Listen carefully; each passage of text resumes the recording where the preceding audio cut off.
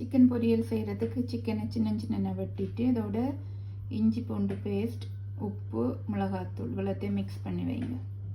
இப்படி பிரட்டி வச்சுருங்க. சிக்கன் பொரியலுக்கு எண்ணெய் கொதித்ததும்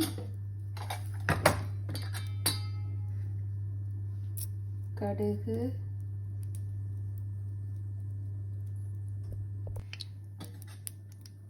சிக்கன் பொரியல் செய்ய எண்ணெய் கொதித்ததும் கடுகு, பெருஞ்சீரகம் தேவையான அளவு, அப்புறம் சின்ன சீரகம், சும்மா 2 வெந்தயம்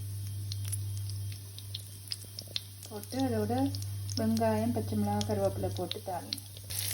வெங்காயம், பச்சை மிளகாய், கருவேப்பிலை போட்டு நல்லா வதக்கி நல்ல கோல்டன் கலருக்கு வர வதக்கும்.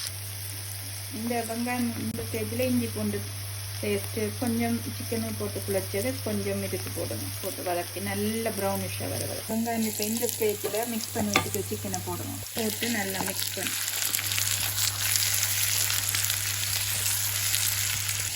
இப்படி நல்லா மிக்ஸ் பண்ணிவிட்டு மூடி விட்டு அவிய விடுங்க.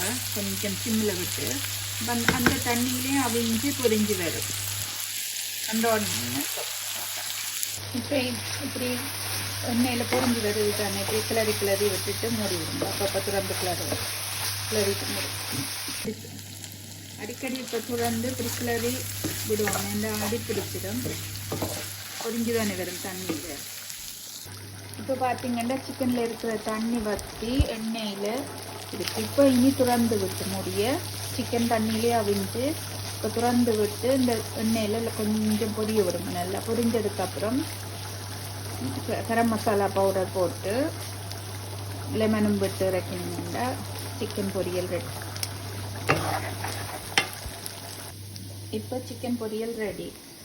அடுப்பை நிப்பாட்டி அந்த சூட்டிலே கத்தியோட விடுங்க. அப்படி பொரிஞ்சு வந்துடும்.